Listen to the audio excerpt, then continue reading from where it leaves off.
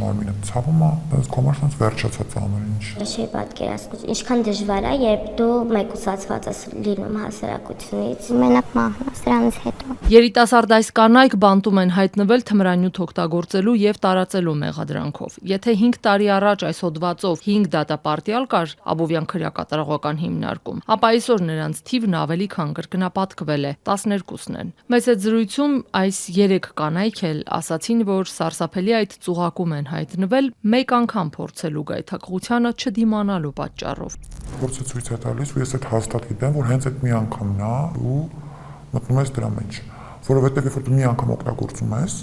դու ասում ես, դե մի անգամ արեցի, երբ ուզենամ էլ չեմ անի, լավ երկրորդն էլ անեմ, լավ երրորդն էլ, ու տենց գալիս է հասնում է այն կետը, որ դու սենց հետ ես նայում ու հասկանում ես, որ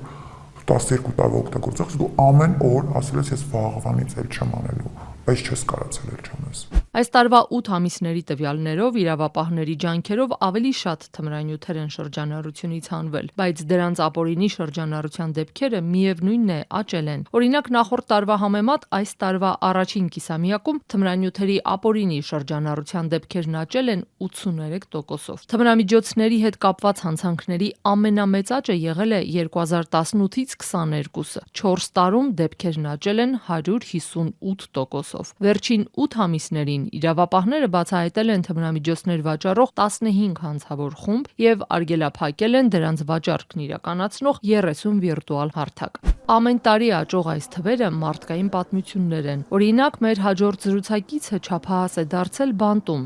Իմ զուգ ընկերը զբաղվում էր աճացնելով ու իրացումով։ Ես գիտեի, որ ինքը դրանով զբաղվում է, բայց ես չէի ուզում դրա մեջ մտնել, ես այն վաղ ոչ օգտագործում էի, ոչ էլ շատ վատ էի, ու ինքը ասեց, ես կարող եմ փորձել, համաձայնվեցի ու տենց մոտ մի 2 ամիս ամեն օր օգտագործում էի ու ինքը սկսեց ցույց տալ, ոնց է ինքը դա աճացնում։ Ինձ դա հետաքրքրեց։ Ու տենց մենք ընտանք դրա մեջ։ Ամեն օր սպասում է դատարանի որոշմանը, գիտի, իրեն սպառնում է 6-ից 12 տարվա ազատազրկում։ Ասում է միայն այս թվերն արտասանելիս մարմնում այնպիսի դող է զգում, ասես հոսանքահարվում է։ Չէի կարում նորմալ հաց ուտեի, ծնկներս էր ցավում, հոդացավերում էի, համարյա ամեն գիշեր լացում էի, ճիշտ չէի կարում ստա։ Ես ամեն սանկցիայի նիստին մտածում էի, որ հեսա տուն կթողնեմ։ Ու ես իմ ադը, սենց ասեմ, պրծնի։ Դու ստե հասկանում ես, որ բացի քեզանից ու քո ընտանիքից ոչ մեկ չկա այս աշխարհում։ Ընտանիքը ներել է աղջկան, սպասում է նրա վերադարձին։ Դա է նրան ուժ տալիս ապրելու։ Ընտանիք վերադառնալ է ուզում նաև մեր մյուս զրուցակիցը։ Հիմա ես որ հստակ կարամ մի բան ասում, երբ որ դուրս գամ ես քրեակատարողականից, կյանքում մտքովս նույնիսկ չի անցնի, որ մոտ գնամ, ու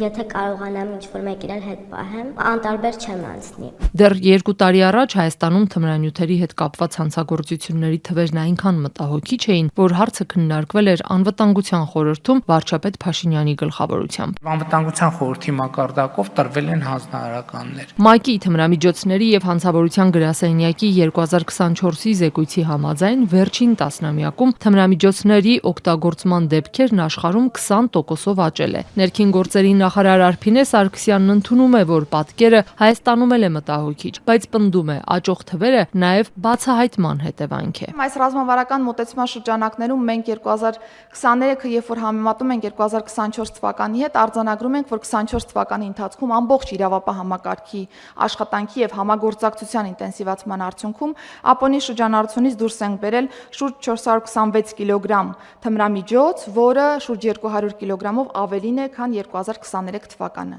Կարծում եմ այս տեմպով աշխատանքները շարունակելու պայմաններում կկարողանանք ավելի լավ արդյունքներ ունենալ։ Կառավարությունը հունիսին թմրամիջոցների դեմ պայքարի ռազմավարություն ընդունեց, ավելի քան 10 ուղղություններով։ Անազատության մեջ գտնվող մեր զրուցակիցները տեղյակ չեն վերջին տարիներին դրսում իրականացվող այս ծրագրերից, բայց այդպիսի խոստումներ ամեն տարի են լսել, ընդունում են, իրենք օրենքների խստացման հետևանքով են հայտնվել իրավապահների ուշադրության կենտրոնում, բայց կրկնում են, եղածը բավարար չէ։ Տեխնոլոգիաների զարգացման այս դարաշրջանում իրավապահները պետք է նաև վիրտուալ հարթակները վերահսկելու ավելի լայն հնարավորություններ ունենան։ Հատկապես, որ արագ գումար աշխատելու թվացial հնարավորությունը շատերին է հրապուրում։ Ունեի ֆինանսական խնդիրներ, շատ դժվար փուլում էի կյանքիս,